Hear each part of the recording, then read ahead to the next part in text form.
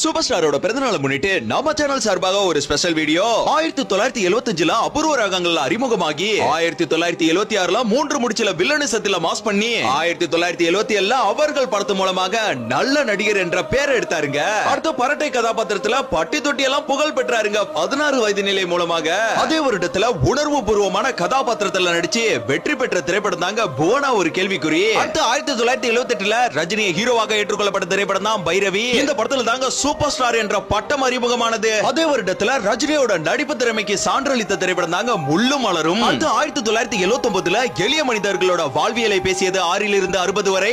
1980ல ரஜினியோட mass action அந்தஸ்தை உறுதிப்படுத்தியதுங்க பில்லா. அதே வருடத்துல வித்தியாசமான உணர்வு பூர்வமான காதல் கதைக்கு ஜானி, கிராமத்து அதிரடி ஆக்ஷனுக்கு முரட்டு காலை. அடுத்து 1981ல சிறந்த நகைச்சுவை திரைப்படமாக தில்லு முள்ளு, இரட்டை வேடத்தில் நெற்றிக்கண், 3 வேடங்களில் 3 முகம். 1983ல ரஜினியோட அதிரடி ஆக்ஷன் ஸ்டைல் என ரசிகர்களை கவர்ந்ததுங்க பாயும் புலி. அடுத்து 1984ல சிறந்த நடிப்புக்கான விருதை பெற்றதுங்க நல்லவனுக்கு நல்லவன். 1985ல 100வது திரைப்படம் ஸ்ரீ ராகவேந்திரா தோல்வியை தழுவினாலும் சிவாஜியுடன் இணைந்து நடித்த படிக்காதவன் திரைப்படம் மாபெரும் வெற்றியை பெற்றதுங்க. அதன் பிறகு 1986ல நான் அடிமை இல்லை மிஸ்டர் பாரத் மாவீரனாக இருந்தாலும் 1987ல வேலைக்காரன் மனிதனாக வலம் வந்து 1988ல குரு சிஷ்யன் அண்ணன் தம்பி பாசத்திற்கு தர்மத்தின் தலைவனாக 1989ல ராஜாதி ராஜா மாப்பிளை ராஜா சின்ன ரோஜான்னு இருந்தாலும் 1990ல பணக்காரனாக வலம் வந்தாருங்க.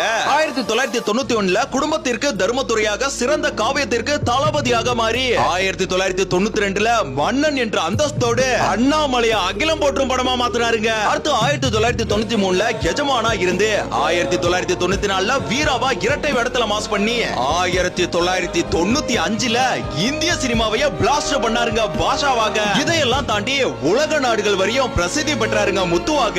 அடுத்து 1997ல ஆண்டவன் சொல்றான் அருணாச்சலம் முடிக்கிறான்னு 1999ல மாபெரும் படைய உருவாக்குனாருங்க படையப்பாவா. இந்த படையப்பா இப்ப ரீ ரிலீஸ் ஆகிருக்கு, எல்லாரும் பார்த்து செலிப்ரேட் பண்ணுங்க. அடுத்து 2002ல பாபாவா ஆன்மீகத்துக்கு முக்கியத்துவத்தை கொடுத்து 2005ல சந்திரமுகிக்கு சாதனையை கொடுத்து 2007ல அரசியலுக்கு சிவாஜி என்ற சர்க்கார் அமைத்து 2008ல கெஸ்ட் ரோலுக்கு குசேலனாக இருந்தாலும் 2010ல உலக சினிமாவையும் திரும்பி பார்க்க வைத்து இந்திய சினிமாவையும் புரட்டி போட்டாருங்க எந்திரனாக.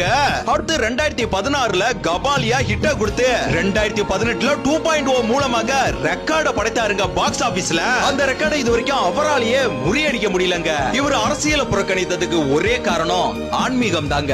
தொடர்ந்து 3 தலைமுறையாக உச்சத்தில் இருக்கும் சூப்பர் ஸ்டார் ரஜினிகாந்த் அவர்களுக்கு எங்களின் அண்ணி நம்பி யூடியூப் சேனல் சார்பாக மனமார்ந்த வாழ்த்துக்கள்.